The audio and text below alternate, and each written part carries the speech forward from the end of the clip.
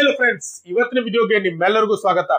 NTPC final strategy ಯಾರೆಲ್ಲ application ಹಾಕಿ exam ಅನ್ನ ಬರ್ಲಿಕ್ಕೆ ತಯಾರಿ ನಡೆಸ್ತಾ ಇದ್ದೀರಲ್ಲೋ ಅವರಿಗಾಗಿ ಈ ವಿಡಿಯೋನ ಮಾಡ್ತಾ ಇದ್ದೀನಿ ಸ್ನೇಹಿತರೆ. ಯಾಕಂತಂದ್ರೆ ಇನ್ನೇನ್ ಎಕ್ಸಾಮ್ ತುಂಬಾ ದೂರ ಉಳಿದಿಲ್ಲ, ಇನ್ನು 2 ದಿನಗಳಲ್ಲಿ ಎಕ್ಸಾಮ್ ಸ್ಟಾರ್ಟ್ ಆಗ್ತವೆ. ಈ ಹಂತದಲ್ಲಿ ನಮ್ಮ ತಯಾರಿ ಹೆಂಗಿರ್ಬೇಕು ಅಂದ್ರೆ NTPC ಫೈನಲ್ ಸ್ಟ್ರಾಟಜಿ ಕಡೆಯ ದಿನಗಳಲ್ಲಿ ನಾವು ಅನುಸರಿಸಬೇಕಾದಂತ ಕಟ್ಟಕಡೆಯ ಟ್ರಿಕ್ಸ್ ಗಳು ಯಾವುವು ಮತ್ತು ಪಾಸ್ ಆಗ್ಲಿಕ್ಕೆ ನಾವು ಅನುಸರಿಸಬೇಕಾದಂತ ಮಾರ್ಗಗಳು ಯಾವುವು ಅಂತಕ್ಕಂಥದ್ದನ್ನ ಈ ವಿಡಿಯೋದಲ್ಲಿ ಸಂಕ್ಷಿಪ್ತವಾಗಿ ನೋಡೋಣ. ಯಾಕಂತಂದ್ರೆ ಪಾಸ್ ಆದವರು ಮತ್ತು ಪಾಸ್ ಆಗದೇ ಇದ್ದವ್ರಿಗೆ ಏನಂತಂದ್ರೆ ತುಂಬಾ ದೊಡ್ಡ ಏನಾದಂತ ಅಂತರ ಏನಿರುವುದಿಲ್ಲ. ಪಾಸ್ ಆದವ್ರು ಏನ್ ಮಾಡ್ತಾರೆ ಅಂದ್ರೆ ಅವರು ಅನುಸರಿಸಬೇಕಾದಂತ ಒಂದು ಸರಳವಾದಂತ ಟ್ರಿಕ್ಸ್ ಗಳನ್ನ ಈ ವಿಡಿಯೋದಲ್ಲಿ ನಾವು ನೋಡೋಣ.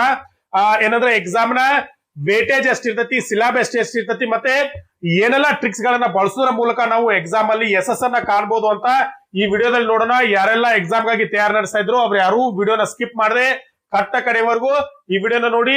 ಮತ್ತೆ ನೀವು ನನ್ನ ವಿಡಿಯೋನ ಫಸ್ಟ್ ಟೈಮ್ ನೋಡ್ತಾ ಇದ್ರೆ ಚಾನೆಲ್ ನ ಸಬ್ಸ್ಕ್ರೈಬ್ ಮಾಡ್ಕೊಳ್ಳಿ, ಮತ್ತೆ ಅಲ್ಲೇ ಪಕ್ಕದಲ್ಲಿರೋ ಬೆಲ್ ಐಕಾನ್ ಪ್ರೆಸ್ ಮಾಡಿ, ಲೈಕ್ ಮಾಡಿ. ಇನ್ನೂ ಯಾರೆಲ್ಲ ಎಕ್ಸಾಮ್ ಗೆ ಪ್ರಿಪರೇಷನ್ ನಡೆಸ್ತಾ ಇದ್ರೋ ಅವ್ರಿಗೂ ಸಹ ವಿಡಿಯೋನ ಶೇರ್ ಮಾಡಿ ಅಂತ ಹೇಳ್ತಾ ಬನ್ನಿ ಇನ್ನೇಕ್ ತರ ವಿಡಿಯೋನ ಸ್ಟಾರ್ಟ್ ಮಾಡೋಣ. ಯಾವುದೇ ಒಂದು ಎಕ್ಸಾಮ್ ಗೆ ಪ್ರಿಪರೇಷನ್ ನಡೆಸುವಾಗ ಅದರ ಹಳೆಯ ಪ್ರಶ್ನೆ ಪತ್ರಗಳನ್ನ ಅನಲೈಸ್ ಮಾಡೋದ್ರ ಮೂಲಕ ಯಶಸ್ಸಿನ ಗುರಿಯನ್ನ ಅತಿ ಈಸಿಯಾಗಿ ಮುಟ್ಬಹುದು ಸ್ನೇಹಿತರೆ. ಆ ಒಂದು ನಿಟ್ಟಿನಲ್ಲಿ ಯಾರೆಲ್ಲ ಗ್ರೂಪ್ ಡಿ ಗೆ ಪ್ರಿಪರೇಷನ್ ನಡೆಸ್ತಾ ಇದ್ರು ಅವ್ರಿಗೆ ಹೆಲ್ಪ್ ಆಗ್ಲಿ ಅಂತ ನಮ್ಮ ಚಾನೆಲ್ ನ ವತಿಯಿಂದ ಪ್ರೀವಿಯಸ್ ಕ್ವಶನ್ ಪೇಪರ್ ಗಳನ್ನ ಕೊಡ್ತಾ ಇದ್ವಿ ಸ್ನೇಹಿತರೆ. ನಿಮಗೆ 2005ರಿಂದ ಹಿಡ್ಕೊಂಡು 2022ರವರೆಗೆ ಪ್ರಶ್ನೆ ಪತ್ರಗಳು ಸಿಗ್ತವೆ. ಅದರ ಜೊತೆಗೆ RRB ನಡೆಸಿದಂತ ಅಸಿಸ್ಟೆಂಟ್ ಲೋಕೋ ಪೈಲಟ್ ನ ಪ್ರಶ್ನೆ ಪತ್ರಗಳು, RPF SI ನ ಪ್ರಶ್ನೆ ಪತ್ರಗಳು, ಇತ್ತೀಚೆಗೆ ನಡೆದಂತ ಟೆಕ್ನಿಷಿಯನ್ ಗ್ರೇಡ್ 3 ಯ ಪ್ರಶ್ನೆ ಪತ್ರಗಳು, ಹೀಗೆ ಟೋಟಲ್ ಆಗಿ 15 ಸೆಟ್ ಪ್ರಶ್ನೆ ಪತ್ರಗಳನ್ನ ಕೇವಲ 99 ರೂಪಾಯಿಗಳಲ್ಲಿ ನಿಮಗೆ ಗ್ರೂಪ್ ಡಿ ಗೆ ಯಾರೆಲ್ಲ ಪ್ರಿಪರೇಷನ್ ನಡೆಸ್ತಾ ಇದ್ರು ಅವ್ರಿಗೆ ಕೊಡ್ ಮಾಡ್ತಾ ಇದ್ವಿ ಸ್ನೇಹಿತರೆ. ಇನ್ನ ಅದನ್ನ ಹೊರತುಪಡಿಸಿದ್ರೆ ಯಾರೆಲ್ಲ NTPC ಗೆ ಪ್ರಿಪರೇಷನ್ ನಡೆಸ್ತಾ ಇದ್ರು ಅವ್ರಿಗೂ ಸಹ ಪ್ರೀವಿಯಸ್ ಕ್ವಶನ್ ಪೇಪರ್ಗಳು ಇದಾವೆ. ಅವರು ಸಹ 99 ರೂಪಾಯಿಗಳನ್ನ ಪೇ ಮಾಡಿ ಪ್ರಶ್ನೆ ಪತ್ರಗಳನ್ನ ತಗೋಬಹುದು. ಸರ್ ಈಗ ಎಕ್ಸಾಮ್ ಇದೆ, ಏನಾದ್ರೂ ನಿಮ್ಮ ಸ್ಟಡಿ ಮೆಟೀರಿಯಲ್ ನಿಮ್ಮ ಹತ್ರ ಇದೆಯಾ ಅಂತ ನೀವು ಕೇಳಿದ್ರೆ ಅಂತಂದ್ರೆ ನಿಮ್ಮ ಸಿಲೆಬಸ್ ಗೆ ಸೂಟ್ ಆಗುವಂತವು ಜನರಲ್ ಅವೇರ್ನೆಸ್ ಮೇಲೆ 40 ಕ್ವಶನ್ ಗಳು ಮಾರ್ಕ್ಸ್ ಅನ್ನ ಬೀಳ್ತಾ ಇದಾವೆ. ಇದರ ತಕ್ಕಂತೆ ನಾವು ಏನಂತಂದ್ರೆ ಒಂದು ಸ್ಟಡಿ ಮೆಟೀರಿಯಲ್ ನ ರೆಡಿ ಮಾಡಿದೀವಿ, ಅದರಿಗೆ ನೀವು ತಗೊಳ್ಬಹುದು. ಏನಪ್ಪಾ ಅಂದ್ರೆ ಜನರಲ್ ಸೈನ್ಸ್ ಕಿಟ್ ಅಂತ ರೆಡಿ ಮಾಡಿದೀವಿ. ಈ ಜನರಲ್ ಸೈನ್ಸ್ ಕಿಟ್ ಅಲ್ಲಿ ಏನಿರ್ತದೆ ಅಂದ್ರೆ ಫಿಸಿಕ್ಸ್, ಕೆಮಿಸ್ಟ್ರಿ, ಬಯಾಲಜಿ ಇದರ ಪ್ರತಿಯೊಂದು ಚಾಪ್ಟರ್ ಮೇಲೆ ಒಂದು ಎಕ್ಸ್ಪ್ಲೇಷನ್ ಇರ್ತದೆ. ಎಕ್ಸ್ಪ್ಲೇಷನ್ ಆದ್ಮೇಲೆ ಲಾಸ್ಟ್ ಗೆ ಏನಿರ್ತಂದ್ರೆ ಆ ಚಾಪ್ಟರ್ ಮೇಲೆ ಕ್ವಶನ್ ಆನ್ಸರ್ ಗಳು ಇರ್ತವೆ. ಇದು ಸಹ ನೀವು ಇದನ್ನ ನಿಮ್ಮ ಜನರಲ್ ಅವೇರ್ನೆಸ್ ಕವರ್ ಮಾಡ್ಲಿಕ್ಕೆ ಯೂಸ್ ಆಗ್ತದೆ. ಇನ್ನು ಇದನ್ನ ಬಿಟ್ರೆ ನೆಕ್ಸ್ಟ್ ನಿಮ್ಗೆ ಹಿಸ್ಟ್ರಿನೂ ಸಹ ಅಷ್ಟೇ ಪ್ರಮುಖವಾದದ್ದು. ಇದ್ರ ಮೇಲೂ ಸಹ ನಿಮ್ಗೆ ಏನಂತಾರೆ ನೋಟ್ಸ್ ಅವೈಲೇಬಲ್ ಇದೆ. ಇದನ್ನು ಸಹ ನೀವು ಏನ್ ಮಾಡಿದ್ರೆ 99 ರೂಪಾಯಿಗಳ ಪೇ ಮಾಡೋದ್ರ ಮೂಲಕ ಇದನ್ನು ಸಹ ತಗೋಬಹುದು. ಇನ್ನು ಯಾರೆಲ್ಲ ಕರೆಂಟ್ ಅಫೇರ್ಸ್ ಬೇಕು, ಯಾಕಂದ್ರೆ ಕರೆಂಟ್ ಅಫೇರ್ಸ್ ಈಗಿನ ಎಕ್ಸಾಮ್ ಗಳಲ್ಲಿ ತುಂಬಾ ಕೇಳ್ತಿದ್ದಾರೆ. ಕರೆಂಟ್ ಅಫೇರ್ಸ್ ಅವೈಲೇಬಲ್ ಇದೆ. 2024ರ ಕರೆಂಟ್ ಅಫೇರ್ಸ್ ಅವೈಲೇಬಲ್ ಇದೆ. ಜನವರಿಯಿಂದ ಹಿಡ್ಕೊಂಡು ಡಿಸೆಂಬರ್ ವರೆಗೆ ಯಾರಿಗೆಲ್ಲ ಕರೆಂಟ್ ಅಫೇರ್ಸ್ ಬೇಕು ಅವರು ಸಹ ಕರೆಂಟ್ ಅಫೇರ್ಸ್ ಅನ್ನ ಏನ್ ಮಾಡಬಹುದು, ತಗೋಬಹುದು ಸ್ನೇಹಿತರೆ. ಯಾರಿಗೆಲ್ಲ ಈ ನೋಟ್ಸ್ ಬೇಕು ಇಲ್ಲಿ ಮೇಲ್ ನಂಬರ್ ಕೊಟ್ಟಿದೀವಿ, ಈ ನಂಬರ್ ನ ಕಾಂಟ್ಯಾಕ್ಟ್ ಮಾಡಿ ನೋಟ್ಸ್ ಆಗಿರ್ಬೋದು, question paper previous question paper ಗಳಾಗಿರ್ಬೋದು ತಗೋಬಹುದು ಸ್ನೇಹಿತರೆ. ನೋಡಿ ಸ್ನೇಹಿತರೆ, ಇದು RRB NTPC CBT 1 ಇದರ ಏನಂದ್ರೆ ಒಂದು ಕ್ವಶನ್ ಪೇಪರ್ ನ ವೇಟೇಜ್ ಇರ್ತದೆ. ಏನಪ್ಪಾ ಅಂತಂದ್ರೆ ಈ ಕ್ವಶನ್ ಪೇಪರ್ ಏನಿದೆ 100 ಮಾರ್ಕ್ಸ್ ಕ್ವಶನ್ ಪೇಪರ್ ಇರ್ತದೆ, 100 ಅಂಕಗಳ ಪ್ರಶ್ನೆ ಪತ್ರಿಕೆ ಇರ್ತೈತಿ. ಇದರಲ್ಲಿ ಏನ್ ಮಾಡಿರ್ತಾರೆ ಅಂದ್ರೆ ಮ್ಯಾಥಮೆಟಿಕ್ಸ್ ಮೇಲೆ 30 ಪ್ರಶ್ನೆಗಳು ಬೀಳ್ತವೆ. ಆಮೇಲೆ ಜನರಲ್ ಇಂಟೆಲಿಜೆನ್ಸ್ ಅಂಡ್ ರೀಸನಿಂಗ್ ಮೇಲೆ 30 ಪ್ರಶ್ನೆಗಳು ಬೀಳ್ತವೆ. ಇನ್ನು ಜನರಲ್ ಅವೇರ್ನೆಸ್ ಮೇಲೆ ಏನಿರ್ತಂದ್ರೆ 40 ಪ್ರಶ್ನೆಗಳು ಮತ್ತು 40 ಅಂಕಗಳು ಏನಂದ್ರೆ ಈ ಎಕ್ಸಾಮ್ ಮೇಲೆ ಬೀಳ್ತಾವೆ. ಹಾಗಾದ್ರೆ ಇದನ್ನ ನಾವು ಯಾವ ರೀತಿಯ ಒಂದು ಟ್ರಿಕ್ಸ್ ಅನ್ನ ಬಳಸೋದ್ರ ಮೂಲಕ ಅಥವಾ ಒಂದು ಅನಲೈಸರ್ ಮಾಡೋದ್ರ ಮೂಲಕ ಮ್ಯಾಕ್ಸಿಮಮ್ ಅನ್ನ ಮಾರ್ಕ್ಸ್ ಅನ್ನ ತಗೋಬೇಕಾಗ್ತದೆ. ಯಾಕಂದ್ರೆ ನಾವು ನೀವು ಈಗಾಗಲೇ ನೋಡಿರ್ಬೋದು ಕಟ್ ಆಫ್ ಎಷ್ಟು ನಿಂತಿತ್ತು ಅಂತ. ನಿಮಗೆ ಈಗಾಗಲೇ ಕಟ್ ಆಫ್ ಹೋದ್ಸಲ ಕಟ್ ಆಫ್ ನಿಂತಿತ್ತು, ಈಗ ತೋರಿಸಿದ್ರೆ ಹಿಂದಿನ ವಿಡಿಯೋದಲ್ಲಿ ಇನ್ನೊಂದ್ಸಲ ತೋರಿಸ್ತೀನಿ ನೋಡ್ರಿ. ನಾವೆಲ್ಲರೂ ಬೆಂಗಳೂರಿಗೆ ಅಪ್ಲಿಕೇಶನ್ ಹಾಕಿರ್ತಾರೆ. ಎಷ್ಟೋ ಜನ ಬೆಂಗಳೂರು ಇಲ್ಲಿ ಕೊಟ್ಟಿದ್ದಾರೆ ನೋಡ್ರಿ. ಬೆಂಗಳೂರು ಎಲ್ಲಿದೆ? ಇಲ್ಲಿದೆ ಬೆಂಗಳೂರು. ಲೆವೆಲ್ 5 and 6 ನೋಟಿಫಿಕೇಶನ್ ಇದು, ಅಂದ್ರೆ 5 and 6 ಕಟ್ ಆಫ್. ಇದರಲ್ಲಿ ನೀವು UR ನೋಡಿದ್ರೆ ಅಂತಾರೆ 77.46 ಅಂದ್ರೆ ರೌಂಡ್ ಆಫ್ 78 ಕಟ್ ಆಫ್ ಎಲ್ಲಿದೆ? ಬೆಂಗಳೂರು ನಿಂತಿದೆ. ನೀವೆಲ್ಲ ಯಾರು ಬೆಂಗಳೂರು ಹಾಕಿದ್ರೆ ಅದನ್ನ ಸ್ವಲ್ಪ ಗಮನಿಸ್ಕೊಡ್ರಿ. ನೀವು ಬೇರೆ ಬೇರೆ SC ST ಇದ್ರೆ ಅಂದ್ರೆ ಇದನ್ನು ಸಹ ನೋಡ್ಕೋಬಹುದು. ಅಂದ್ರೆ ಇಲ್ಲಿ ಬೆಂಗಳೂರು ಲೋಯೆಸ್ಟ್, ಯಾರಾದ್ರೂ SC ಇದ್ರೆ ಅಂದ್ರೆ ಲೋಯೆಸ್ಟ್ 60 ಇದೆ. ಹೈಯೆಸ್ಟ್ UR ಅಲ್ಲಿ ಏನಂತಂದ್ರೆ 77 ಇದೆ. ಇಷ್ಟೊಂದು ಕಟ್ ಆಫ್ ನಿಂತಿರುವಾಗ ಇದನ್ನ ನಾವು ಯಾವ ರೀತಿ ಅನಲೈಸ್ ಮಾಡೋದ್ರ ಮೂಲಕ ಏನಂದ್ರೆ ಎಕ್ಸಾಮ್ ಅಲ್ಲಿ ನಾವು ಯಶಸ್ಸನ್ನ ಗಳಿಸಬೇಕಾಗ್ತದೆ ಸ್ನೇಹಿತರೆ. ಇಲ್ಲಿ ನೋಡ್ಬೋದು. ಹಾಗಾದ್ರೆ ನಾವು ಮ್ಯಾಕ್ಸಿಮಮ್ 77 ಕಟ್ ಆಫ್ ನಿಂತಿದೆ ಅಂತ ಹೋದ್ಸಲ ನಮ್ಗೆ ಗೊತ್ತಾಯ್ತು. ಹಾಗಾದ್ರೆ ಈ ಸಲ ಎಕ್ಸಾಮ್ ಅನ್ನ ನಾವು ಯಾವ ರೀತಿಯ ಬರಿಬೇಕಾಗ್ತದೆ ಅಂದ್ರೆ ಕಟ್ಟ ಕಡೆಯ ಹಂತದಲ್ಲಿ ನಾವು ಏನೆಲ್ಲ ಟ್ರಿಕ್ಸ್ ಅನ್ನ ಗಳಿಸಬೇಕು. ಹಾಗಾದ್ರೆ ನಮ್ಗೆ ಒಟ್ಟಿನಲ್ಲಿ ಏನಂದ್ರೆ 77 ಹೋದ್ಸಲ ನಿಂತಿದೆ. ಈ ಸಲ ನಾವು ಎಕ್ಸಾಮ್ ಅಲ್ಲಿ ಎಷ್ಟನ್ನ ಸ್ಕೋರ್ ಮಾಡಬೇಕು, ಒಂದು ಸೇಫ್ ಸ್ಕೋರ್ ಎಷ್ಟು ನೀವು ನೋಡ್ಬೋದು. ಈ ಸಲ 80 80ರ ನಿಯರ್ ಏನ್ ಮಾಡ್ಬೇಕಂದ್ರೆ ನೀವು ಸ್ಕೋರ್ ಅನ್ನ ಮಾಡ್ಬೇಕಾಗ್ತದೆ. ಯಾಕಂದ್ರೆ ಯಾವುದೇ ಟೆನ್ಷನ್ ಇರುದಿಲ್ಲ, ನೀವು 76 75 ಇರ್ತಾರೆ, ನಾವು ಏನೋ ಹೇಳ್ಬೋದು. ಆದ್ರೆ 80 ಮಾಡಿದ್ರೆ ಬೆಂಗಳೂರಲ್ಲಿ ಏನಂದ್ರೆ ಸೀಟ್ಗಳ ಕಡಿಮೆ ಇರೋದ್ರಿಂದ 80 ಮಾಡಿದ್ರೆ ಕುಂಚುವಂತ ಚಾನ್ಸಸ್ ಜಾಸ್ತಿ. ಹಾಗಾದ್ರೆ 80 ಯಾವ ರೀತಿ ರೀಚ್ ಮಾಡೋದು, ಅಂತಂದ್ರೆ ಯಾಕೆ ಈ ಸಲ ಅಷ್ಟೊಂದು ಕಾಂಪಿಟೇಷನ್ ಇರ್ತದೆ ಅಂತಂದ್ರೆ ನಿಮ್ಗೊಂದು ಡಾಟಾ ತೋರಿಸ್ತಾನೆ. ಏನಂತಂದ್ರೆ ಇದು 2019ರಲ್ಲಿ ಏನ್ NTPC ಕಾಲ್ಫಾರ್ಮ್ ಆಗಿತ್ತಲ್ಲ, ಅವಾಗಿನ ಡಾಟಾ. ಅವಾಗ ಕಾಲ್ಫಾರ್ಮ್ ಆಗಿದ್ದು ಟೋಟಲ್ ಆಗಿ ಏನಂದ್ರೆ ಅಂಡರ್ ಗ್ರಾಜುಯೇಟ್ ಅಲ್ಲಿ 10,000 ಪೋಸ್ಟ್, ಗ್ರಾಜುಯೇಟ್ ಅಲ್ಲಿ 24,000 ಪೋಸ್ಟ್ ಕಾಲ್ಫಾರ್ಮ್ ಆಗಿದ್ದು. ಇದು ಇವಾಗ ಎಷ್ಟು ಕಾಲ್ಫಾರ್ಮ್ ಆಗಿದೆ ಸ್ನೇಹಿತರೆ, ಇಲ್ಲಿ ನೋಡ್ಬೋದು ನೀವು. ಇವಾಗ ಗ್ರಾಜುಯೇಟ್ ಅಲ್ಲಿ ಏನಂದ್ರೆ 8,000, ಕೇವಲ 8,000 ಆಗಿದಾವೆ. ಅವಾಗ ಎಷ್ಟಪ್ಪ ಆಗಿತ್ತಂತಂದ್ರೆ ಇಲ್ಲಿ ನೋಡ್ಬೋದು, ಅವಾಗ ಎಷ್ಟಾಗಿತ್ತಂದ್ರೆ 24,000 ಪೋಸ್ಟ್ಗಳು ಕಾಲ್ಫಾರ್ಮ್ ಆಗಿದ್ದು. ಇದು ನಾವು ಅನಲೈಸ್ ಮಾಡಿ ನೋಡೋದಾತಂದ್ರೆ ಇಲ್ಲೊಂದು ನಿಮ್ಗೆ ಅನಲೈಸ್ ಕೊಡ್ತೀನಿ. ಏನಂತಂದ್ರೆ ಅವಾಗ ಸಬ್ಮಿಟ್ ಆದಂತ ಅಪ್ಲಿಕೇಶನ್ ಗಳು ಎಷ್ಟು ಟೋಟಲ್ ಆಗಿ ಏನಂತಂದ್ರೆ ಅವಾಗ ಸಬ್ಮಿಟ್ ಆದಂತ ಅಪ್ಲಿಕೇಶನ್ 1.26 crores ಅಂದ್ರೆ 1 ಕೋಟಿಯ ಮೇಲೆ ಅಪ್ಲಿಕೇಶನ್ ಏನಾಗಿದ್ರು ಅವಾಗ ಸಬ್ಮಿಟ್ ಆಗಿದ್ದು. ಮತ್ತೆ ಕಾನ್ಫರ್ಮ್ ಆದಂತ ಸೀಟ್ಗಳು ಅಷ್ಟೇ ಇದ್ದು. ಟೋಟಲ್ ಆಗಿ 2 ಕೂಡಿ 35,000 ಚಿಲ್ಲರೆ ಪೋಸ್ಟ್ಗಳು ಕಾನ್ಫರ್ಮ್ ಆಗಿದ್ದು. ಅಂದ್ರೆ ಲೆವೆಲ್ 1 ಮತ್ತು ಲೆವೆಲ್ 2 ಗೆ ಏನಾಯ್ತಂದ್ರೆ ಅಷ್ಟೊಂದು ಸೀಟ್ಗಳು ಕಾನ್ಫರ್ಮ್ ಆಗಿದ್ದು. ನಾವು ಅಪ್ರಾಕ್ಸಿಮೇಟ್ಲಿ ಅದನ್ನ ಒಂದ್ ಸೀಟ್ಗೆ ಎಷ್ಟಪ್ಪ ಒಂದು ಕಾಂಪಿಟೇಷನ್ ಅಂತಂದ್ರೆ 358 ಸೀಟ್ಗಳ ಕಾಂಪಿಟೇಷನ್ ಅನ್ನ ನಾವು 2019ರಲ್ಲಿ ನೋಡ್ತಾ ಇದ್ವಿ. ಆದ್ರೆ ಸ್ನೇಹಿತರೆ ಇವಾಗಿನ ಒಂದು ಅನಲೈಸ್ ಅನ್ನು ನೋಡೋದಾದ್ರೆ ಇವಾಗ 2024 ಏನ್ ಕಾನ್ಫರ್ಮ್ ಆಗಿತ್ತಲ್ಲ ಅದನ್ನ ನಾವು ನೋಡೋದಾತಂದ್ರೆ ಟೋಟಲ್ ಆಗಿ ಸಬ್ಮಿಟ್ ಆದಂತ ಅಪ್ಲಿಕೇಶನ್ ಗಳು ಎಷ್ಟಿದಾವೆ ಅಂದ್ರೆ 58 ಲಕ್ಷ ಅಪ್ಲಿಕೇಶನ್ ಗಳು ಈ ಸಲ ಏನಾಗಿದ್ರೆ ಸಬ್ಮಿಟ್ ಆಗಿದಾವೆ. ಆದ್ರೆ ಕಾನ್ಫರ್ಮ್ ಆದಂತ ಸೀಟ್ಗಳು ಎಷ್ಟು, ಕೇವಲ 8,000. ನೀವು ಅವಾಗ ಅಪ್ಲಿಕೇಶನ್ 1 ಕೋಟಿಯ ಮೇಲೆ ಆದ್ರೂ ಸಹ ಏನಂದ್ರೆ ವೇಕೆನ್ಸಿಗಳು ಜಾಸ್ತಿ ಇದ್ದು. ಕಾನ್ಫರ್ಮ್ ಎಷ್ಟಾಗಿದ್ದು ಅವಾಗ ನೋಡ್ಬೋದು ನೀವು. ಟೋಟಲ್ ಆಗಿ 2 ಕೂಡಿ ಹೆಚ್ಚು ಕಡಿಮೆ 35,000. ಇಲ್ಲಿ ನೋಡ್ಬೋದು ಟೋಟಲ್ ಆಗಿ 35,000 ವೇಕೆನ್ಸಿ ಇದ್ದು 1 ಕೋಟಿ ಮೇಲೆ ಅಪ್ಲಿಕೇಶನ್ ಇದ್ದು. ಅವಾಗ ಕಾಂಪಿಟೇಷನ್ ಇದ್ರೆ 358 ಕಾಂಪಿಟೇಷನ್ ಇತ್ತು. ಇವಾಗ ಏನಾಗಿದೆ, ಇವಾಗ ಸಬ್ಮಿಟ್ ಆದಂತ ಅಪ್ಲಿಕೇಶನ್ ಗಳು ಎಷ್ಟಾಗಿದೆ, 58 ಲಕ್ಷ ಸಬ್ಮಿಟ್ ಆಗಿದಾವೆ ಅಪ್ಲಿಕೇಶನ್. ಕಾನ್ಫರ್ಮ್ ಆದಂತ ಸೀಟ್ಗಳು ಎಷ್ಟಿದಾವೆ, ನೀವು 8,113 ಓನ್ಲಿ ಗ್ರಾಜುಯೇಟ್ ಲೆವೆಲ್ ಹೇಳ್ತಾ ಇದ್ದೀನಿ. ಇದಕ್ಕೆ ನಾವು ಕಾಂಪಿಟೇಷನ್ ಎಷ್ಟಿದೆ, 717 ಪರ್ ಪೋಸ್ಟ್ ಕಾಂಪಿಟೇಷನ್ ನಾವು ಪಾಸ್ ಆಗ್ಬೇಕಂದ್ರೆ ಮಾಡ್ಬೇಕಾಗ್ತದೆ. ಆದ್ದರಿಂದ ನಾನು ಏನ್ ಹೇಳೋದಂತ, ಈ ಸಲ ಕಾಂಪಿಟೇಷನ್ ಜಾಸ್ತಿ ಇದೆ, ಕಂಪಲ್ಸರಿ ನೀವೆಲ್ಲರೂ ಜಾಸ್ತಿ ಆದಂತ ಮಾರ್ಕ್ಸ್ ಅನ್ನ ತೆಗೆದುಕೊಳ್ಬೇಕು. ಆದ್ದರಿಂದ ನಾ ಏನ್ ಹೇಳ್ತಾರಪ್ಪ ಅಂತಂದ್ರೆ ನೀವು ಈ ಸಲ ಕಮ್ಮಿ ಅಂದ್ರೂ 75 ಕ್ರಾಸ್ ಮಾಡ್ಲೇಬೇಕು. 75 ಕ್ರಾಸ್ ಮಾಡಿ ಮಾರ್ಕ್ಸ್ ತಗೊಂಡ್ರೆ ಮಾತ್ರ ನೀವೇನಂದ್ರೆ ಸೆಲೆಕ್ಟ್ ಆಗ್ಲಿಕ್ಕೆ ಸಾಧ್ಯ ಆಗ್ತದೆ ಸ್ನೇಹಿತರೆ.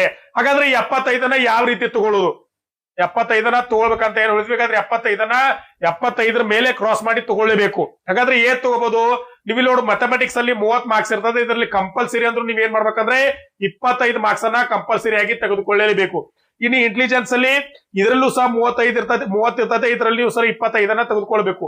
ಜನರಲ್ ಅವೇರ್ನೆಸ್ ಅಲ್ಲಿ ಟೋಟಲ್ ಆಗಿ 40 ಮಾರ್ಕ್ಸ್ ಇರ್ತವೆ. ನೀವು ಇದರಲ್ಲಿ ಕಮ್ಮಿ ಅಂದ್ರೂ ಒಂದು 30 ಮಾರ್ಕ್ಸ್ ಅನ್ನ ತೆಗೆದುಕೊಳ್ಳಲೇಬೇಕು. 40 ಟಚ್ ಮಾಡಕ್ ಆಗುದಿಲ್ಲ, ಯಾಕಂದ್ರೆ ಅದೊಂದು ಸಮುದ್ರ.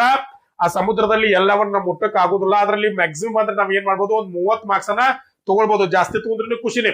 ಹಾಗಾದ್ರೆ ಎಷ್ಟಾಯ್ತು, 50 30 ಟೋಟಲ್ 80 ಮಾರ್ಕ್ಸ್ ಆಯ್ತು. ನಿಮಗೆ 80 ಮಾರ್ಕ್ಸ್ ಆಯ್ತು. ನೀವು ನಿಮ್ಮ CBT 100% ಏನಾದ್ರೆ ಕ್ಲಿಯರ್ ಆಗೇ ಆಗ್ತದೆ, ಈಸಿಯಾಗಿ ಆಗ್ತದೆ. ಆದ್ರಿಂದ ಈ ಟ್ರಿಕ್ಸ್ ಅನ್ನ ಯಾವ ರೀತಿ ಬಳಸುದು ಸರ್, ಇದರಲ್ಲಿ 25 ಯಾವ ರೀತಿ ತಗೊಳ್ಬೇಕು ಅಂತಕ್ಕಂಥದ್ದು ಒಂದು ಏನಪ್ಪಾ ಅಂದ್ರೆ ಟ್ರಿಕ್ಸ್. ಆದ್ರೆ ಯಾವ ರೀತಿ ಅಂತ ನಾವು ನೋಡ್ತಾ ಹೋಗೋಣ. ಇಲ್ಲಿ ಬರ್ರಿ, ನಿಮ್ಗೆ ಇನ್ನೊಂದು ಚಾರ್ಟ್ ಅನ್ನ ತೋರಿಸ್ತೀನಿ. ಏನಪ್ಪಾ ಅಂದ್ರೆ ಇದು ಮ್ಯಾಥಮೆಟಿಕ್ಸ್ ನ ಒಂದು ಸಿಲೆಬಸ್ ನ ಒಂದು ವೇಟೇಜ್. ಇದರಲ್ಲಿ ಏನಿರ್ತದೆ, ಚಾಪ್ಟರ್ ಗಳ ಮೇಲೆ ಯಾವ್ಯಾವ ಪ್ರಶ್ನೆಗಳು ಬೀಳ್ತವೆ. ಜಿಯೋಮೆಟ್ರಿ ಮೇಲೆ ಏನಂದ್ರೆ 1 ರಿಂದ 2 ಪ್ರಶ್ನೆಗಳು ಬೀಳಬಹುದು. HCM LCM ಮೇಲೆ ಮ್ಯಾಕ್ಸಿಮಮ್ ಒಂದು 4 ರಿಂದ 5 ಪ್ರಶ್ನೆಗಳು ಬೀಳಬಹುದು. ಇನ್ನು ಟ್ರಿಗ್ನೋಮೆಟ್ರಿ ಮೇಲೆ 4 ಪ್ರಶ್ನೆಗಳು ಬೀಳಬಹುದು. ಪರ್ಸೆಂಟೇಜ್ ಮೇಲೂ ಪ್ರಶ್ನೆಗಳು ಬೀಳ್ತವೆ. ನಾನು ಇಲ್ಲಿ ಏನ್ ಮಾಡಿದೆ ಅಂದ್ರೆ ಟೋಟಲ್ ಆಗಿ ಒಂದೊಂದು ಚಾಪ್ಟರ್ ಮೇಲೆ ಎಷ್ಟೆಲ್ಲಾ ಪ್ರಶ್ನೆಗಳು ಹಿಂದಿನ ಪ್ರೀವಿಯಸ್ ಕ್ವಶನ್ ಪೇಪರ್ ಬಿದ್ದಿವೆ ಅಂತ ಒಂದು ಸ್ಟ್ಯಾಂಡರ್ಡ್ ಮೆಥಡಾಲಜಿ ಮೇಲೆ ಇದನ್ನ ರೆಡಿ ಮಾಡಿದೆ ಸ್ನೇಹಿತರೆ. ಇದನ್ನ ನೀವು ಈ ರೀತಿಯ ಪ್ರಶ್ನೆಗಳನ್ನ ಒಂದು ಅನಲೈಸ್ ಮಾಡ್ಕೊಂಡು ಆ ಚಾಪ್ಟರ್ ಗಳ ಮೇಲೆ ಕ್ಲಿಯರ್ ಮಾಡ್ತಾ ಹೋಗ್ಬೇಕು. ನೀವು ಕಂಪಲ್ಸರಿ ಲಾಸ್ಟ್ ಹಂತದಲ್ಲಿ ಏನಂದ್ರೆ ನೀವೇನಂದ್ರೆ ಜಿಯೋಮೆಟ್ರಿ ಮೇಲೆ ಬೀಳುವಂತ ಎಲ್ಲಾ ಪ್ರಶ್ನೆಗಳನ್ನ ನೀವ್ ಏನ್ ಮಾಡ್ಬೇಕಂದ್ರೆ ಅನಲೈಸ್ ಮಾಡ್ಬೇಕು.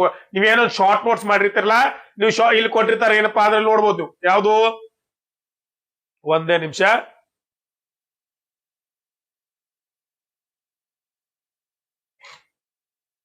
ನೀವು ಕೊನೆಯ ದಿನಗಳಲ್ಲಿ ಏನೆಲ್ಲ ಪ್ರಾಕ್ಟೀಸ್ ಮಾಡ್ಬೇಕು, ನೀವು ಇಲ್ಲಿ ನೋಡಿದ್ರೆ ಶಾರ್ಟ್ ಟ್ರಿಕ್ಸ್ ಅನ್ನ ಬಳಸಬೇಕು. ಯಾವುದು, ನೀವು ಗಣಿತದಲ್ಲಿ ಅಂದ್ರೆ ಪ್ರತಿಯೊಂದನ್ನು ನೋಡ್ತಾ ಹೋಗೋಣ. ಗಣಿತದ ಮೇಲೆ ಅಂದ್ರೆ ಶಾರ್ಟ್ ಟ್ರಿಕ್ಸ್ ಅನ್ನ ಬಳಸಬೇಕು. ಫಾರ್ಮುಲಾಗಳನ್ನ ಬಳಸಿ ಜಲ್ದಿ ಸ್ಪೀಡ್ ಲೆಕ್ಕ ಮಾಡೋದನ್ನ ಕಲ್ಕೋಬೇಕು. ಮತ್ತು ಸರಳ ಬೇಡಿಕೆಯ ಪ್ರಶ್ನೆಗಳು ಅಂದ್ರೆ percentage, ratio, average, time and work ಏನಿರ್ತಾವಲ್ಲ ಇದ್ರ ಮೇಲೆ ಬೀಳುವಂತ ಪ್ರಶ್ನೆಗಳನ್ನ ನೀವು ಮ್ಯಾಕ್ಸಿಮಮ್ ಕವರ್ ಮಾಡ್ತಾ ಹೋಗ್ಬೇಕು. ಆದ್ರೆ ಯಾವ ರೀತಿ ಇಲ್ಲಿ ನಾವೇನ್ ಹೇಳುದು ನೋಡಿದ್ರಿ, ಈ ರೀತಿಯ ಒಂದು ಚಾಪ್ಟರ್ ಮೇಲೆ ನೀವು ಪ್ರತಿಯೊಂದು ಚಾಪ್ಟರ್ ಮೇಲೆ ಕಣ್ಣಾಡಿಸ್ತಾ ಹೋಗ್ಬೇಕು. ಲಾಸ್ಟ್ ಮೂಮೆಂಟ್ ನೋಡಿ, ನೀವು ಲಾಸ್ಟ್ ಮೂಮೆಂಟ್ ಅಲ್ಲಿ ನೀವು ಏನ್ ಎಕ್ಸ್ಪೆಕ್ಟ್ ಮಾಡ್ತೀರಾ, ಯಾವ್ದೋ ಒಂದ್ 3-4 ಲೆಕ್ಕ ತೋರಿಸಿ ಈ ರೀತಿಯ ಪ್ರಶ್ನೆಗಳು ಬೀಳ್ತಾವ ಅಂತ ಹೇಳೋದು ಈಸಿ. ಆದ್ರೆ ನೀವು ಎಲ್ಲವನ್ನ ಕವರ್ ಮಾಡ್ಲಿಕ್ಕೆ ಆಗುದಿಲ್ಲ. ನಾನು ಏನು ನಿಮಗೊಂದ್ರಿ ಒಂದು ಸ್ಟ್ಯಾಂಡರ್ಡ್ ಮೆಥಡಾಲಜಿ ಕೊಡ್ತಾ ಇದ್ದೀನಿ ಅಂತಂದ್ರೆ ಯಾವ್ಯಾವ ಚಾಪ್ಟರ್ ಮೇಲೆ ಎಷ್ಟೆಷ್ಟು ಕ್ವಶನ್ಗಳು ಬೀಳ್ಬೋದು, ಇದ್ರ ಮೇಲೆ ನೀವ್ ಏನ್ ಮಾಡಿ ಒಂದು ಅನಲೈಸರ್ ಮಾಡಿ ನಿಮ್ಮ ಸ್ಟಡಿಯನ್ನ 2-3 ದಿನಗಳ ಸ್ಟಡಿಯನ್ನ ಮಾಡ್ಕೊಡ್ರಿ.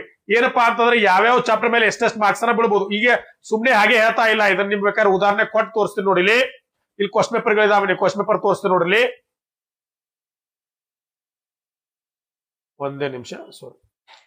ಇಲ್ಲಿ ನೋಡ್ರಿ 2016ರಲ್ಲಿ 16ನೇ ಕ್ವಶನ್ ಪೇಪರ್ ಇದು 11/4 ಏನಂದ್ರೆ 2016ರಲ್ಲಿ ನಡೆದಿರ್ತಕ್ಕಂಥ ಫಸ್ಟ್ ಶಿಫ್ಟ್ ಅಲ್ಲಿ ಇಲ್ಲಿ ನೋಡ್ಬೋದು HCM LCM ಮೇಲೆ ಪ್ರಶ್ನೆ ಬಿದ್ದಿದೆ.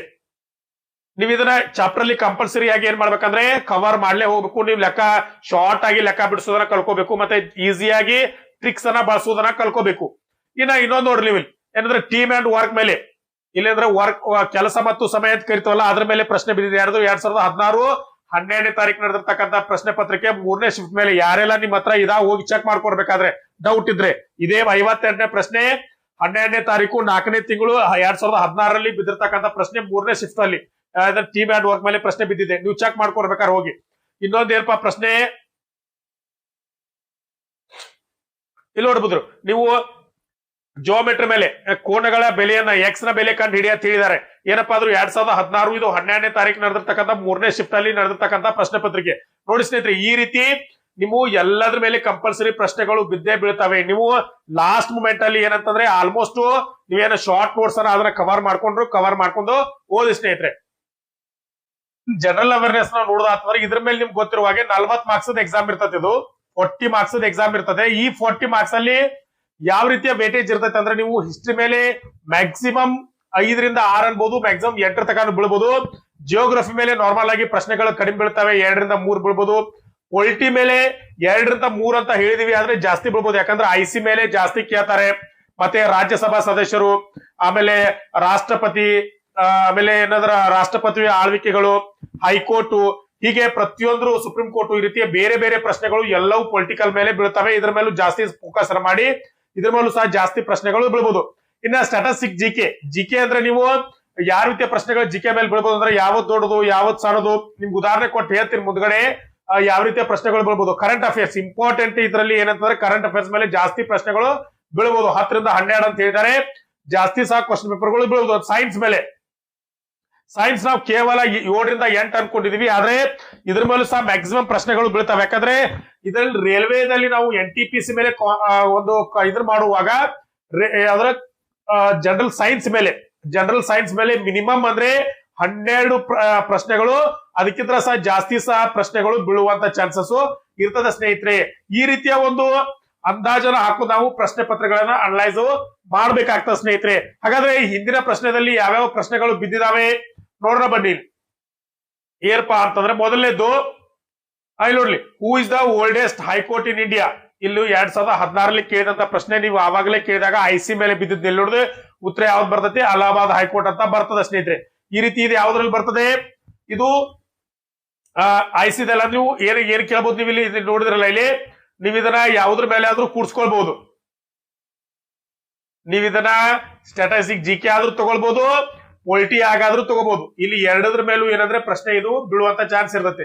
ಇನ್ನಪ್ಪ ಏನಂದ್ರೆ ಮುಸ್ಲಿಂ ಹೈಕೋರ್ಟ್ ಜಸ್ಟಿಸ್ ಯಾರಂತ ಕೇಳ್ತಾರೆ. ಫಸ್ಟ್ ಇಲ್ಲಿ ಕೊಡದಾರ ಯಾವುದು, ಜಸ್ಟಿಸ್ M ಫಾರೂಕ್. ಇವರು ಏನಂತಂದ್ರೆ ಮೊದಲ ಮಹಿಳಾ ಜಸ್ಟಿಸ್. ಇದು 2016ನೇ ಪ್ರಶ್ನೆ ಪತ್ರಿಕೆ. ಇನ್ನೊಂದು ಏನಪ್ಪಾ ಅಂತಂದ್ರೆ ವಿಚ್ ರಿವರ್ ಏನಂದ್ರೆ ಆರ್ಗನೇಟ್ ಫ್ರಮ್ ದ ಅಮರಕಂಟಕ. ಯಾವ ನದಿಯು ಅಮರಕಂಟಕದಲ್ಲಿ ಹುಟ್ಟುತ್ತದೆ? ನರ್ಮದಾ ಅಂತಕ್ಕಂಥದ್ದು ಇದರ ಸರಿಯಾದ ಉತ್ತರ. ಸ್ನೇಹಿತರು ನೋಡ್ಬೋದು, ನೀವು ಇಲ್ಲಿ ಜಿಕೆನ ಓದುವಾಗ ಏನ್ ನೆನಪಿಟ್ಕೋಬೇಕಂತಾರೆ, ಯಾವ ನದಿಗಳ ಎಲ್ಲಾ ನದಿಗಳ ಜನ್ಮ ಸ್ಥಾನಗಳು ಮತ್ತು ನದಿಗಳು ಯಾವ ಪಟ್ಟಣಗಳ ಮೇಲೆ ಹರಿತಾವೆ, ಆ ಪಟ್ಟಣಗಳ ಲಿಸ್ಟು, ಮತ್ತೆ ಇಂಡಿಯಾದಲ್ಲಿ ಇರುವಂತಹ ಪ್ರಮುಖವಾದಂತಹ ನದಿಗಳು ಯಾವ್ಯಾವ ಹರಿತಾವ ಅವೆಲ್ಲಗಳು ಜನ್ಮಸ್ಥಾನಗಳು, ಅದರ ಸಮುದ್ರ ಸೇರುವಂತ ಸ್ಥಳ ಯಾವುದು, ಭಾರತದಲ್ಲಿ 8 ಕಿಲೋಮೀಟರ್ ಹರಿತೈತಿ, ಮತ್ತೆ ಯಾವೆಲ್ಲ ರಾಜ್ಯಗಳಲ್ಲಿ ಹರಿತಾವೆ ಈ ಎಲ್ಲವನ್ನ ಏನಂದ್ರೆ ಶಾರ್ಟ್ ಲಿಸ್ಟ್ ಮಾಡ್ಕೋರಿ. ಎಲ್ಲವೂ ಗೂಗಲ್ ದ ಸಿಗ್ತೈತಿ ಈಗೇನ, ಎಲ್ಲವೂ ಏನಂದ್ರೆ ಲಿಸ್ಟ್ ಮಾಡ್ಕೊಂಡು ಸ್ಟಡಿ ಮಾಡಿ. ನೆಕ್ಸ್ಟ್ ಏನಪ್ಪಾ, ಇಂಡಿಯಾ ಯಾವ ಕಾಮನ್ವೆಲ್ತ್ ಗೇಮ್ ನಲ್ಲಿ ಭಾಗವಹಿಸಿತ್ತು ಅಂದ್ರೆ ಇಂಡಿಯಾದಲ್ಲಿ ಯಾವ ಕಾಮನ್ವೆಲ್ತ್ ಗೇಮ್ ನಡೆದಿತ್ತು ಅಂತ ಕೇಳ್ತಾರೆ. ನ್ಯೂ ಡೆಲ್ಲಿ. ಇದು ಸಹ 2016ರಲ್ಲಿ ಕೇಳಿರ್ತಕ್ಕಂಥ ಪ್ರಶ್ನೆ. ಇದು ಜಿಕೆ ದಲ್ಲಿ ಬರ್ತಕ್ಕಂಥ ಪ್ರಶ್ನೆ. ಆಗಿನ ಟೈಮಲ್ಲಿ ಇದು ಕರೆಂಟ್ ಅಫೇರ್ಸ್ ಆಗಿತ್ತು, ಆದ್ರೆ ನೀವು ಜಿಕೆ ಅಲ್ಲಿ ಕೇಳುವಂತ ಪ್ರಶ್ನೆ ಇದಾಗಿರುತ್ತೆ ಸ್ನೇಹಿತರೆ. ಈ ರೀತಿಯ ಏನಪ್ಪಾ ಅಂತಂದ್ರೆ ಈಗ ರೀಸೆಂಟ್ ಆಗಿ ಯಾವ್ಯಾವ ಸ್ಪೋರ್ಟ್ಸ್ ಆಗಿದಾವೆ, ಯಾವ್ಯಾವ ಅವಾರ್ಡ್ ಕೊಟ್ಟಿದ್ದಾರೆ, ಮತ್ತೆ ಯಾವೆಲ್ಲ ಗೇಮ್ಗಳು, ಅದರ ವಿನ್ನರ್ ಯಾರು, ಆಮೇಲೆ ಸೆಕೆಂಡ್ ವಿನ್ನರ್ ಯಾರು, ಯಾವ ದೇಶದಲ್ಲಿ ನಡೀತು, ಎಷ್ಟನೇ ಸೀಸನ್ ಅದು, ಈ ಎಲ್ಲವನ್ನ ಏನಂತಂದ್ರೆ ನೀವು ಕರೆಂಟ್ ಅಫೇರ್ಸ್ ಅಲ್ಲಿ ಕವರ್ ಮಾಡ್ತಾ ಹೋಗಿ ಸ್ನೇಹಿತರೆ. ಅಂದ್ರೆ ನೀವು ಕರೆಂಟ್ ಅಫೇರ್ಸ್ ಅನ್ನ ಕವರ್ ಮಾಡ್ಲಿಕ್ಕೆ ಆಗ್ತದೆ. ಇನ್ನು ಮುಂದೆ ಇನ್ನೊಂದು ಪ್ರಶ್ನೆ ಅಂದ್ರೆ ಎಷ್ಟು ಜನ ಆಸ್ಟ್ರೋನಾಟ್ಸ್ ಏನಾದ್ರು ಮೂನ್ ಮೇಲೆ ವಾಕ್ ಮಾಡಿದ್ದಾರೆ. ಇದು ನೋಡ್ರಿ, ಇದು ಏರೋಸ್ಪೇಸ್ ಮೇಲೆ ಅಂದ್ರೆ ಸೈನ್ಸ್ ಗೆ ಸಂಬಂಧಪಟ್ಟ ಪ್ರಶ್ನೆ. ಇದು ಆದ್ರೂ ಬಾಹ್ಯಾಕಾಶಕ್ಕೆ ಸಂಬಂಧಪಟ್ಟಂತ ಪ್ರಶ್ನೆ ಕೇಳಿದ್ದಾರೆ. ಇದ್ರ ಮೇಲೂ ಸಹ ಪ್ರಶ್ನೆಗಳು ಬೀಳಬಹುದು. NTPC 2016ರಲ್ಲಿ ನಡೆದಿರ್ತಕ್ಕಂಥ ಪ್ರಶ್ನೆ ಪತ್ರಿಕೆ ಸ್ನೇಹಿತರೆ. ಇದು ಅಲ್ಲದೆ ಏನಂತಂದ್ರೆ ಇದ್ರ ಈ ಸಲ ಕಂಪ್ಯೂಟರ್ ಮೇಲೂ ಪ್ರಶ್ನೆಗಳು ಕೇಳ್ತವೆ. ಕಂಪ್ಯೂಟರ್ ಅಪ್ಲಿಕೇಶನ್ ನೋಡ್ಕೊಡ್ರಿ. ಕಂಪ್ಯೂಟರ್ ಇನ್ಪುಟ್ ಯಾವುದು, ಔಟ್ಪುಟ್ ಯಾವುದು, ಶಾರ್ಟ್ ಕಟ್ ಕೀಸ್ ಯಾವುದು, ಈ ಎಲ್ಲವನ್ನ ಸಹ ಏನಂತಂದ್ರೆ ನೀವು ಈ ಸಲ ಪ್ರಶ್ನೆ ಕೇಳುವಂತ ಚಾನ್ಸಸ್ ಇರ್ತದೆ. ಯಾಕಂದ್ರೆ ಪ್ರೀವಿಯಸ್ ಕ್ವಶನ್ ಪೇಪರ್ ಬೆಳೆದು ಬಿದ್ದ ಸ್ನೇಹಿತರೆ. ಇದ್ರೂ ಸಹ ಕವರ್ ಮಾಡೋದ್ರ ಮೂಲಕ ಜನರಲ್ ಅವೇರ್ನೆಸ್ ಅಲ್ಲಿ ಮ್ಯಾಕ್ಸಿಮಮ್ ನೀವು ಹೇಳಿದೆ 30 ಮಾರ್ಕ್ಸ್ ಅನ್ನು ನೀವು ಇದರಲ್ಲಿ ತಗೊಳ್ಕೊಳ್ಳಲೇಬೇಕು ಸ್ನೇಹಿತರೆ. ಜನರಲ್ ಇಂಟೆಲಿಜೆನ್ಸ್ ರೀಸನಿಂಗ್ ತಗೋದ್ರೆ ಅಂದ್ರೆ ಇದರಲ್ಲೂ ಸಹ ಏನಂತಂದ್ರೆ ನೀವು ಕಂಪಲ್ಸರಿ ಆಗಿ 25 ಮಾರ್ಕ್ಸ್ ಅನ್ನ ತೆಗೆದುಕೊಳ್ಳಲೇಬೇಕು ಸ್ನೇಹಿತರೆ. 25 ಏನಂದ್ರೆ 30 ಟೋಟಲ್ ಆಗಿ 80 ಆಗುತ್ತೆ ಅಂತ ಹೇಳಿದೆ. ಇದರಲ್ಲಿ ಅನಲೈಸ್ ಮೇಲೆ ಪ್ರಶ್ನೆಗಳು ಬೀಳ್ತವೆ. ಆಮೇಲೆ ಏನಂತಂದ್ರೆ ನಂಬರ್ ಸೀರೀಸ್ ಮೇಲೆ ಪ್ರಶ್ನೆಗಳನ್ನು ಕೇಳ್ತಾರೆ. ಆಲ್ಫಾಬೆಟ್ ಸೀರೀಸ್ ಮೇಲೆ ಪ್ರಶ್ನೆಗಳು ಕೇಳ್ತಾರೆ. ಕೋಡಿಂಗ್ ಅಂಡ್ ಡಿ ಕೋಡಿಂಗ್ ಇರ್ತದೆ. ಆಮೇಲೆ ರಿಲೇಶನ್ಶಿಪ್ ಮೇಲೆ ಪ್ರಶ್ನೆಗಳು ಬೀಳ್ತವೆ. ಆಮೇಲೆ ಏನಂತಂದ್ರೆ ಜಂಬ್ಲಿಂಗ್ ಮೇಲೆ ಪ್ರಶ್ನೆ, ವೆನ್ ಡಯಾಗ್ರಾಮ್ ಮೇಲೆ ಬೀಳ್ತವೆ. ಫಜಲ್ ಕೇಳ್ತಾರೆ. ಡಾಟಾ ಸಫಿಶಿಯನ್ಸಿ ಮೇಲೆ ಕೇಳ್ತಾರೆ. ಸ್ಟೇಟ್ಮೆಂಟ್ ಅಂಡ್ ಕನ್ಕ್ಲೂಷನ್ ಕೇಳ್ತಾರೆ. ಈ ರೀತಿಯ ಡಿಸಿಷನ್ ಮೇಕಿಂಗ್ ಮೇಲೆ ಪ್ರಶ್ನೆಗಳು ಬೀಳ್ತವೆ.